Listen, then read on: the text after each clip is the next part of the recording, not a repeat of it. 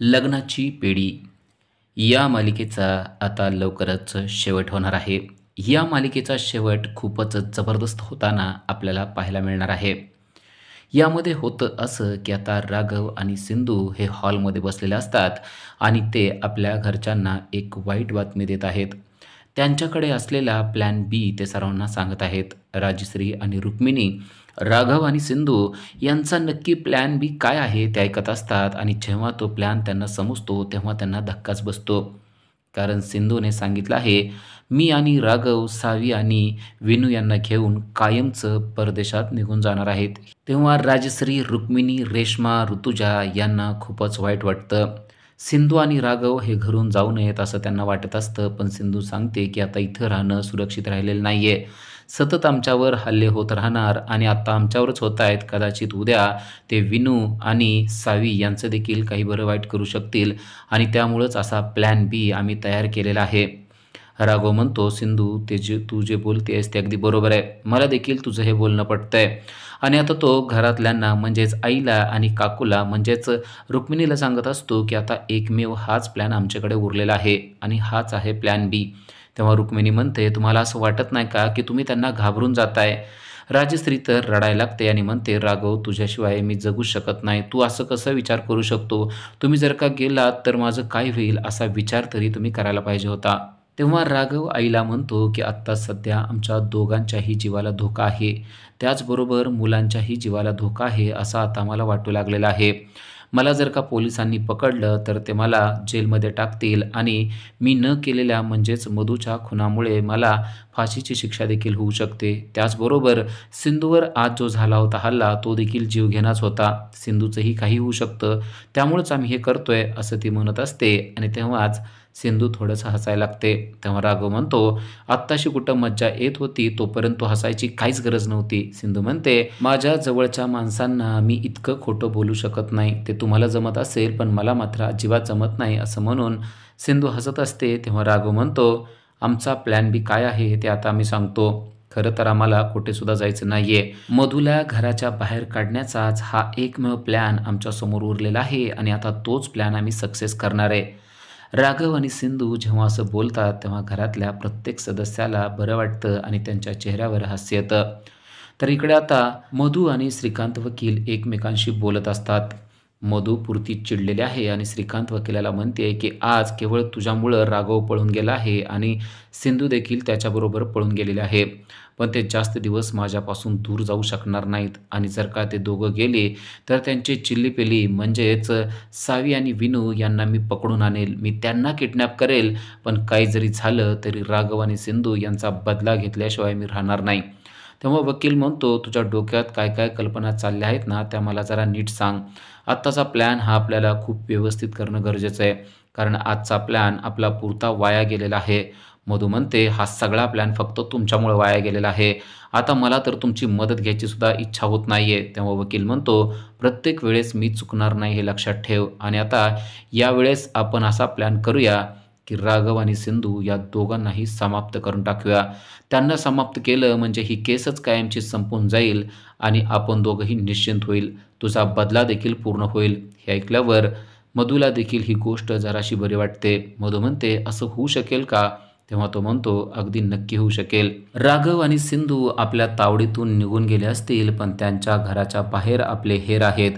ते काय काय करणार आहेत त्याची इत्थंभूत माहिती आपल्याला कळत राहणार आहे आणि त्यामुळं त्यांच्या प्रत्येक चालीवर आपल्याकडं तोडगा आहे. हे ऐकल्यावर मधूला खूप बरं वाटतं. मधू म्हणते, आताचा प्लॅन हा आपण अजिबात वाया जाऊ द्यायचा नाही. आता हा प्लॅन हा राघव आणि सिंधू यांचा जीव घालूनच आपण सक्सेस करायचा आहे. इकडे सिंधूचा प्लॅन बी ठरलेला आहे पण तो मधू आणि श्रीकांत वकिलापर्यंत पोहोचला पाहिजे म्हणून रेश्माला ती बाहेर घेऊन येते आणि तिला ती प्लॅन सांगू लागते. खरं तर हा सिंधूच्या प्लॅनचाच एक भाग असतो आणि श्रीकांत वकिलाचा माणूस देखील ते सगळं काही ऐकत असतो. खरं तर सिंधू आणि रेश्मा त्याला मुद्दाम ऐकू जाईल अशा भाषेतच आणि एवढ्या आवाजातच बोलत असतात आणि सिंधू सांगत असते, की आता आम्ही परदेशात जाणार आहोत. विनू, सावी या दोघांना घेऊन आम्ही कायमचं निघून जाणार आहोत आणि त्यामुळं आता ती मधू आणि तो श्रीकांत वकील आमचं काहीसुद्धा करू शकणार नाहीत. एकदा जर का आम्ही परदेशात गेलो तर राघवला भारतातला कुठलाच कायदा पकडू शकणार नाही आणि त्यामुळं तो देखील या गुन्ह्यातून मुक्त होऊन जाईल आणि आम्ही तिकडं सुखी जीवन जगू. तेव्हा रेश्मा म्हणते, "आता हा प्लॅन तुम्ही कोणालासुद्धा सांगू नका." ती सिंधूला विचारते की तुम्ही नक्की कधी निघणार आहात? तेव्हा सिंधू सांगते की लवकरच, म्हणजे 1-2 दिवसातच आम्ही जाणार आहोत. फक्त हा प्लॅन कोणाला कळला नाही पाहिजे. जर का हा प्लॅन कळला तर राघववर अचानक हल्ला होऊ शकतो किंवा राघवला पकडायला पोलीस देखील येऊ शकतात. त्यामुळं आम्ही हे कोणाला देखील सांगणार नाहीये. रेश्मा म्हणते की काही काळजी करू नका. तुमचा हा प्लॅन मी कोणाला देखील सांगणार नाही. रेश्मा आणि सिंधू मुद्दाम तो प्लॅन मोठ्याने बोलत असतात आणि नेमका तो प्लॅन श्रीकांत वकिलाच्या माणसाने ऐकलेला असतो आणि आता तो ठरवतो की हा सगळा प्लॅन आपण श्रीकांत वकिलाला जाऊन सांगायचा आणि त्याप्रमाणे तो प्लॅन सांगण्यासाठी निघून गेलेला असतो. तेव्हा सिंधू रेश्माला म्हणते की तो आपल्याकडे अजून बघतोय का निघून गेला? तेव्हा रेश्मा म्हणते, तो निघून गेलेला आहे. त्याने आपलं सगळं बोलणं ऐकलेलं आहे आणि कदाचित आता तो आपलं बोलणं सांगण्यासाठी श्रीकांत वकिलाकडेच गेलेला असेल. सिंधू म्हणते, म्हणजे आपला तीर आता निशाण्यावर लागणार आहे. म्हणजे लवकरच तो ही बातमी श्रीकांत वकिलाला देईल आणि त्यामुळं मधू आणि श्रीकांत वकील दोघेही आता एकदम अस्वस्थ होतील आणि आपण ठरवलेल्या प्लॅनमध्ये ते नक्कीच फसतील. रेश्मा म्हणते, अगदी 100% असंच होणार आहे. कारण जेव्हा त्यांना ही बातमी कळेल तेव्हा त्यांच्या पायाखालची जमीन सरकणार आहे आणि त्यांच्या प्लॅनप्रमाणे खरोखरच आता ही बातमी श्रीकांत वकिलाला समजलेली असते आणि श्रीकांत वकील धावत पळत मधूकडे येऊन तिला ही बातमी देतो आणि म्हणतो, आपल्याशी मोठा घात होणार आहे. कारण राघव आणि सिंधू परदेशात निघून जाणार आहेत आणि ते कायमचे निघून जाणार आहेत अशा माझ्या सूत्रांनी सांगितलेलं आहे. जो हेर त्यांच्या घराच्या बाहेर होता त्याने ही पक्की बातमी दिलेली आहे. एकदा जर का राघव परदेशात निघून गेला तर आपला कायदा त्याला काहीच करू शकणार नाही. तो पाहतेस ना, मोठमोठे करोडपती लोक परदेशात निघून जातात आणि मग त्यांच्यावर आपण काहीच करू शकत नाही. त्यामुळं राघवनं देखील असाच प्लॅन केलेला आहे आणि राघव देखील आता लवकरच पळून जाणार आहे. तेव्हा मधू चिडते आणि म्हणते की मी त्याला अजिबात जाऊ देणार नाही. माझं आयुष्य बर्बाद करून सिंधू आणि राघव इथून जाऊ शकत नाहीत आणि ते जर का गेले तर मी त्यांना अडवणार. तेव्हा तो म्हणतो की तू त्याला कसं अडवणार आहे? मधू म्हणते, आता आर पार मी करणार आहे. आता तो जर का थांबत नसेल तर मी त्याला देखील संपवून टाकू शकते.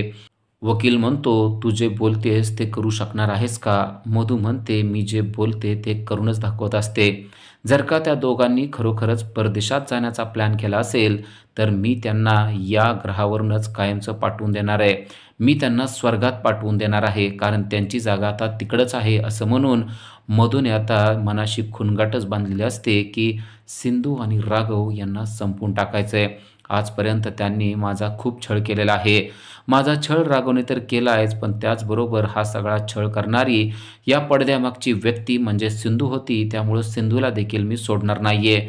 त्या दोघांनाही कायमचं संपवून टाकणार आणि मग मी पोलिसांच्या ताब्यात जाईल किंवा माझ्या जीवाचं काही बरं वाईट करेल, पण त्या दोघांना मात्र मी जगू देणार नाही असं मधूने ठरवलं असतं. तेव्हा वकील म्हणतो, तू स्वतःच्या जीवाचं काहीच करायची गरज नाहीये. तू फक्त त्या दोघांना संपवून टाक आणि कायद्याच्या दृष्टीनं तू तर जगात नाहीसच आहे. तू अगोदरच मेलेली आहे. त्यामुळं तुला काहीच होणार नाहीये. त्यामुळं तू बाकीच्या कोणत्याच गोष्टीची काळजी करू नको. तुला या सगळ्यातून सुखरूप कसं बाहेर काढायचं ते मी सांगतो. वाटल्यास तूच परत परदेशाला निघून जा आणि तुझं नवीन आयुष्य सुरू कर असा सल्ला देखील त्याने मधूला दिलेला असतो. मधूला देखील तो सल्ला खूपच आवडतो आणि मधू म्हणते, आता ते परदेशाला जात आहेत ना, तर त्यांना आपण कायमचं वर पाठवूया आणि मी मात्र परदेशाला निघून जाईल आणि माझ्यावर कोणी देखील खुनाचा आरोपसुद्धा घेऊ शकणार नाही कारण जगाच्या दृष्टीनं मीच मेलेले आहे. त्यामुळं माझ्यावर कोणताच आरोप येऊ शकत नाही. पण आता त्या दोघांना मात्र मी कसल्याही परिस्थितीत जिवंत सोडणार नाही कारण ते दोघे चाललेले आहेत. त्याचबरोबर माझ्या विनूला देखील ते घेऊन चाललेत. त्यामुळं मला त्यांचा आता नाश करावाच लागणार आहे असं ती वकिलाला बोलत असते. तर इकडे सिंधू आता कमिशनरकडे आलेले आहे आणि कमिशनर साहेबांना ती सांगते की आता आम्ही दुसरा प्लॅन केलेला आहे. त्यामुळं मधू स्वतःचा गुन्हा स्वतः कबूल करेल असं मला वाटत आहे. कमिशनर म्हणतात, "सिंधू, तुला जी काय मदत लागणार असेल ती मला सांग. मी तुला सगळी मदत करायला तयार आहे." तेव्हा सिंधू सांगते की मला एका ड्रोन कॅमेऱ्याची गरज आहे. त्याचबरोबर तुमच्या पोलीस यंत्रणेची देखील गरज आहे. कारण मला आत्ता मधूने किडनॅप करून ठेवलं होतं आणि त्यावेळेस तिने बॉम्ब देखील वापरला होता. त्यामुळे मला पोलिसांची गरज पडणार आहे. तेव्हा कमिशनर साहेब म्हणतात, "असं असेल तर मी तुझ्या बाजूनं आहे आणि तुला जे काय लागणार आहे ते सांग. ड्रोन कॅमेरा आणि पोलीस ही सगळी यंत्रणा मी तुझ्यापर्यंत पोहोचवतो. पण यावेळेस कसल्याही परिस्थितीत मधू जायला नाही पाहिजे. मधूला आपल्याला रंगेहात पकडायचे. त्याचबरोबर तिने तिचा गुन्हा देखील कबूल करणं गरजेचं आहे. मग मात्र मी मधूला सोडत नाही.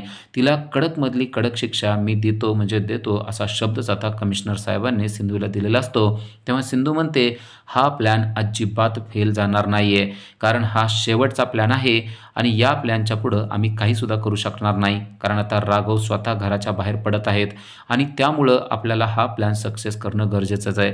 तेव्हा कमिशनर म्हणतात, "जर का राघव बाहेर पडत असेल तर खूप काळजी घ्या.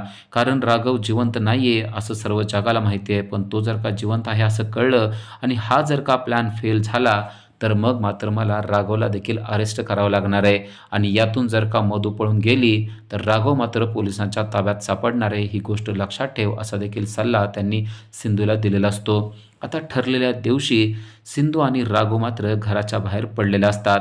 राघव आणि सिंधू घराच्या बाहेर पडलेत ही बातमी हेरामार्फत लगेच मधू आणि श्रीकांत वकील यांना मिळते आणि ते देखील त्यांचा पाठलाग करत आलेले असतात. सिंधू आणि राघव दोघेही चाललेले असतात आणि त्यांना माहीत असतं की अचानक मधू आपल्या समोर येणार आहे आणि नेमकी मधू त्यांच्या समोरच आलेली असते. हातामध्ये रिव्हॉल्वर घेऊन मधू त्या गाडीच्या समोरच येऊन उभारलेली असते. 2 गुंड देखील तिच्याबरोबर असतात आणि समोर उभारलेल्या मधूला पाहून राघव आणि सिंधू यांना मात्र काही आश्चर्य वाटत नाही. कारण तो तर त्यांच्या प्लॅनचाच एक भाग असतो. सिंधू मात्र आपण घाबरलेलो आहे असं दाखवत असते. मधू तिला गाडीच्या बाहेर बोलवते. तेव्हा सिंधू गाडीच्या बाहेर येते आणि म्हणते, "तुला काय पाहिजे आहे?" तेव्हा मधू म्हणते की "मला तुझा जीव पाहिजे आहे." सिंधू म्हणते, "राघवचा जीव घेऊन तुला बरं वाटलं नाही का?" तेव्हा मधू म्हणते की "राघव जिवंत आहे ही गोष्ट सगळ्या जगाला माहिती आहे आणि जगाला अजून ही गोष्ट माहीत नाहीये माझ्या खुनाच्या आरोपातच त्याला पोलिसांनी पकडलेलं होतं आणि माझ्या खुनाच्या आरोपामुळेच आता त्याला फाशी देखील होणार आहे. कारण तुम्ही पळून जाण्याचा प्रयत्न करतायत पण मी तुम्हाला पळून जाऊ देणार नाही. मी तुला गोळी घालेन आणि राघवला पोलिसांच्या ताब्यात देईल आणि जर का तो देखील ताब्यात आला नाही तर त्याला देखील गोळी घालेल. पण आज मी तुम्हाला इथून जाऊ देणार नाही. राघवला खरं तर माझ्या खुनाची शिक्षा व्हायला पाहिजे अशी माझी खूप इच्छा आहे. पण तू तसं होऊ देशील का नाही हे मात्र सांगता येत नाही. त्यामुळं पहिल्यांदा तर एक गोळी मी तुझ्या डोक्यात घालून तुझाच कायमचा खेळ संपवणार आहे." असं मधू रागानं बोलत असते. तेव्हा सिंधू म्हणते, "तू जे काय बोलतेस ना ते तुला कळत नाहीये. आता तू स्वतःहून स्वतःचा गुन्हा कबूल केलेला आहेस." मधू म्हणते, "मी गुन्हा कबूल केला तर काय फरक पडतोय? हो, मी केला आहे गुन्हा. मी राघवला अडकवलेला आहे. मी राघवला माझ्याच खुनामध्ये अडकवलेला आहे. आता मी सगळं काही मान्य करते. तू काय करणार आहेस? तू आता माझं काहीच करू शकणार नाही कारण तुझं मरण तुझ्या समोर आहे." असं म्हणून तिने तिच्या डोक्याच्या जवळच बंदूक धरली असते. तेव्हा सिंधू म्हणते, "तुझा खेळ संपलेला आहे मधू. तुला असं वाटत असेल की तू जिंकणार आहेस पण तू जिंकत नाही आहेस तर तू हारलेली आहेस. कारण तू जे काही बोलतेस ते सगळं कमिशनर साहेबांपर्यंत पोहोचत आहे." तेव्हा मधूला कळत नाही की नक्की सिंधू काय बोलत आहे. तेव्हा सिंधू सांगते की सगळं काही लाईव्ह टेलिकास्ट चालू आहे. वरच्या बाजूला एक ड्रोन असतो आणि त्या ड्रोनला कॅमेरा लावलेला असतो आणि त्या कॅमेऱ्यातून मधू जे काही बोलत आहे त्याचं लाईव्ह प्रक्षेपण चालू असतं आणि ते पाहिल्यानंतर मधूच्या पायाखालची जमीनच सरकते.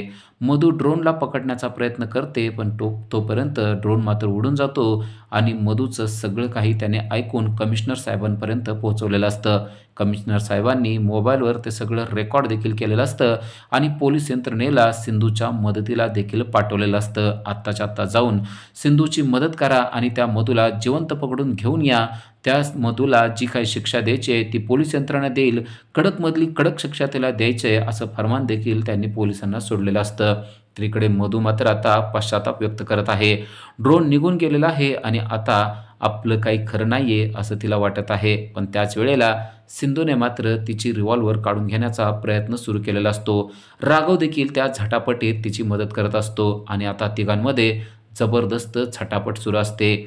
एका वेळेला राघवकडे, एका वेळेला सिंधूकडे, तर एका वेळेला मधूकडे बंदुकीचं टोक होत असतं आणि कोणत्याही क्षणी गोळी चालवली जाऊ शकत असते आणि तेवढ्यात धाडकन आवाज होतो आणि बंदुकीची एक गोळी सुटते.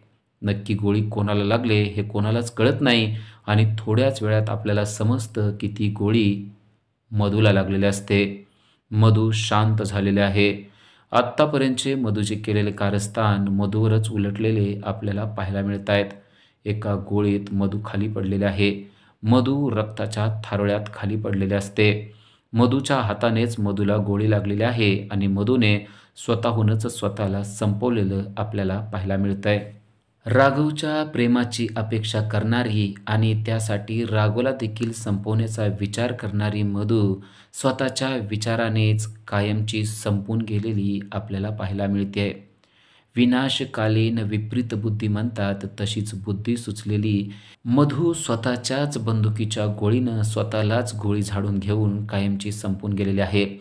सत्याचा विजय झालेला आहे आणि राघव आता या सगळ्या संकटातून बाहेर पडलेला आपल्याला पाहायला मिळणार आहे. अशाच अपडेटसाठी आजच आमच्या चॅनलला सबस्क्राईब करा. थँक्यू.